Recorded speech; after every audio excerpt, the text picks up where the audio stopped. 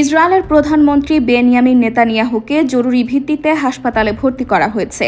তিনি আগে থেকেই বেশ কয়েকটি স্বাস্থ্য সমস্যায় ভুগছেন। চলতি বছর তার হার্নিয়া অপারেশন করা হয়েছে এবং তার আগের বছর হৃদরোগের কারণে পেসমেকার স্থাপন করা হয়। এবার প্রোটেস্ট অপসারণের জন্য হাসপাতালে ভর্তি হয়েছেন নেতানিয়াহু। সম্প্রতি তার মূত্রনালীর সংক্রমণ ধরা পড়ে। এখন তিনি এই চিকিৎসার জন্য প্রস্তুত হচ্ছেন। করা হবে অস্ত্রোপচার।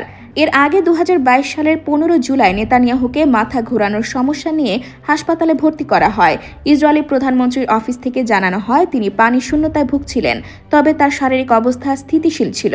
এদিকে নেতানিয়াহুর এই অস্ত্রোপচার এমন এক সময় হচ্ছে যখন গাজায় তার পরিচালিত যুদ্ধের কারণে হাজার হাজার ফিলিস্তিনি রোগী ও আহত ব্যক্তিরা জরুরি চিকিৎসা থেকে বঞ্চিত হয়ে ধুকে ধুকে মরছে।